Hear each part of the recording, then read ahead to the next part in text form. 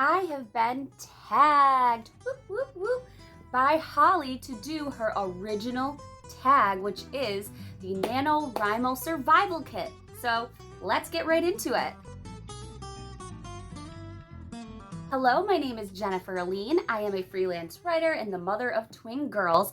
This is my first ever tag video. I have been on Authortube for about a year, but I've never really jumped onto the tag bus, which I think I should have really early on. But I was tagged by the wonderful, talented Holly, and we are going to jump right into the NaNoWriMo Survival Kit since it is mid-Preptober, and I realized after looking at these 9 questions, that I actually need more in my survival kit.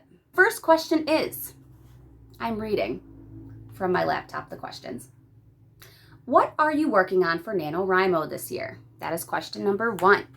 And my project is going to be called, since a lot of people like to do project so-and-so for NaNoWriMo, is Project X, EX, Project X. And it is a women's fiction novel from 2 points of view, multi-point of view, first person, 2 women. And that's all I'm going to say because I don't want to say too much. The second question is, what apps do you use to help you write and stay motivated? I don't really use that many apps. I do use the Forest app, which I love. It is, if you don't know what the Forest app is, it is an app that once you put a certain time on the app, you can't click off or the tree you're trying to grow will die. And that's really sad because I really like plants. So the tree you're trying to grow, let's say within the 15-20 minute span, will die if you try to click off to call somebody or text somebody or look at social media. I like that because I don't want my tree to die. So I do like the Forest app. I don't really think I use many others. I guess I could say Pinterest, because I do like to use Pinterest to world build my story and to character build. I like to find similar pictures that look like my characters or parts of the town, things like that. So Pinterest might also be something that helps when it comes to apps. Number 3 is, where do you like to write and what's your favorite writing spot?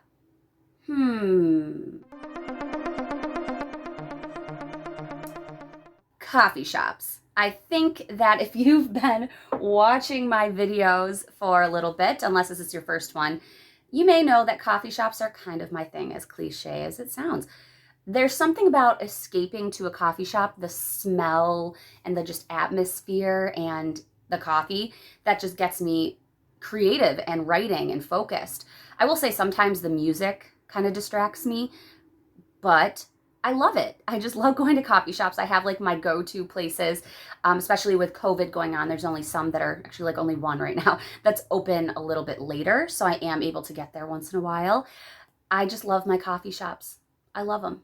I do like to go outside if I can. Mom has a house on one of the Finger Lakes that I visit as much as I can. And I love to write outside, looking at the lake. If it's crappy outside, I'll go up to her bedroom, which also looks at the lake. So I guess being outside is also somewhere that I really like to write, and that positive energy and creative energy just starts flowing. Number 4, what are your writing space must-haves? Coffee count? Coffee's an answer. I feel like coffee's an answer for most of these questions. I usually need my outline popped up on the screen, whether it's kind of splitting the screen with my manuscript or at least it's just a click away. I always need my very general outline. I don't go crazy with outlines, but it shows the pictures from Pinterest of my characters. It shows characteristics, certain details about their story that I need to remember. And also, if maybe like I was writing this week and I was like, oh, I just threw in a really important random side character. I need to remember that. Not really important, but a side character. So I had to put that on the outline. So having my outline, I think, is a must-have for me. Candles too. I like having my lights on, whether it's the bookshelf or like my old office nook. The lights were around that area. I like that. I'm not a music person. I can't listen to music when I'm writing. I think I'm an oddball with that. 5, what are your favorite drinks and snacks to have when writing?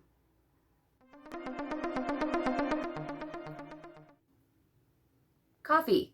Yes, it's like empty now and I'm really sad. And bubble tea. I love bubble tea. I make it here. I have a bubble tea place not far from me, actually over here and over here, which is super fun. I love bubble tea. I love coffee, hot or iced.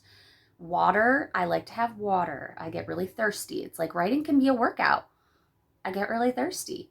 So I'm not much of a snacker when I'm writing. I think, if anything, like popcorn. I find myself sometimes making popcorn. If there's like candy around that I have hidden, I'll have candy, but I don't really let myself buy candy because I don't have self-control. Really, I think it's just coffee, bubble tea, water, and the occasional popcorn. Number 6, what are your favorite writing distractions? Social media. It's not a favorite, I don't think, but social media is just a killer. It distracts me so much when it comes to writing. I think if we think of like a favorite, like a positive distraction, I guess my girls distract me. my toddlers distract me. My dog distracts me. Just because I feel like right when I go to sit down to write, he's like on me and wants my attention. So he'll distract me and I'll pet him a little bit. He's actually laying right on the bed over there, sleeping all curled up. About bed, my bed distracts me. A lot of us have been working from home for a while, and I've been working remote from home since my girls were born, so for almost 3 years. And my bed has been a huge distraction. I am a napper. I am a napaholic, I'll admit it. That's why I'm up until 2 in the morning doing my work and writing. I have not yet broken the habit of napping when my girls nap. Sometimes I'll nap for a little bit. Sometimes I'll nap for a lot of it. And it's really, really hard to break. I'll say that the bed is a negative and sometimes a positive distraction because sometimes you just gotta nap if you're tired. I'm in a different space. I have TV going on a lot. I don't have cable. I use YouTube TV. And it is October and I get weirdly excited when like Halloween Wars is on TV. Such an old lady. And there's some other shows that I'll just see. I'm not one to like sit and binge shows very often. I will scroll and just have it in the background if I'm doing like social media scheduling or something that's a little bit easier work-wise.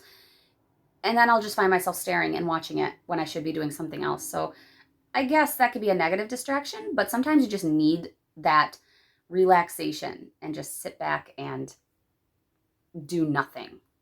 7, what are your favorite ways to get back on track? This is tough. I am an editor as I go. I like to edit as I go. I did a video on this. I can link it below. I find it easier for me to get back on track to reread a couple pages before where I'm about to jump back in. And I know a lot of people don't like to do that because then they start editing. And I'm okay with small edits because I like a very clean first draft. And when I'm rereading that page or chapter before I jump back in, I get super motivated by the characters, by the storyline. I remember things maybe I would have forgotten if I didn't reread it. So rereading is a really big one for me.